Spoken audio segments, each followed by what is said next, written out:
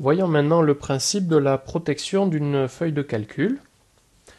Donc on peut protéger pour deux raisons. On peut protéger pour se prémunir de quelqu'un de mal intentionné.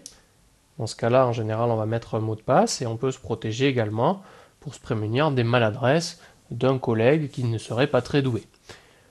Imaginez cette feuille de notes, on peut l'envoyer à des gens, des enseignants, pour qu'ils remplissent les notes. Mais on pourrait essayer d'éviter qu'ils abîment cette partie-là ou qu'ils modifient les noms ou l'ordre des noms des élèves. Donc ce qu'il faut faire, c'est dans un premier temps indiquer ici toutes les cellules que les personnes seront autorisées à modifier. Je vais donc les sélectionner et dans l'onglet de formatage des cellules, protection, on va pouvoir enlever le mot protéger. Du fait que la protection est enlevée, lorsque j'activerai la protection de la feuille, tout sera protégé sauf ça.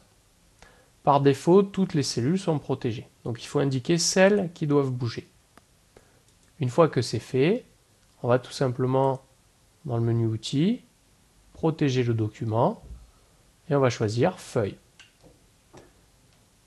Je veux là juste me protéger d'un collègue maladroit qui ne serait pas très aguerri en tableur, donc ce n'est pas la peine de mettre un mot de passe.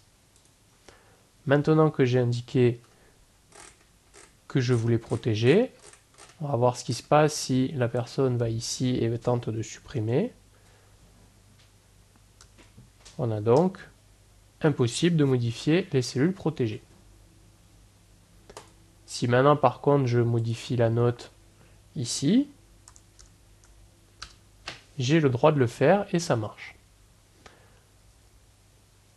Je suis bloqué aussi sur certains éléments, je ne peux pas changer la taille, je ne peux pas ici inverser, trier. Si par contre j'ai besoin de modifier à nouveau les cellules qui étaient protégées, je reviens dans le menu outils, protéger, et je décoche feuille. Si j'avais mis un mot de passe, c'est là qu'on va me le demander. Comme je n'en ai pas mis, maintenant, ça marche. Pour preuve, je vais tenter de supprimer.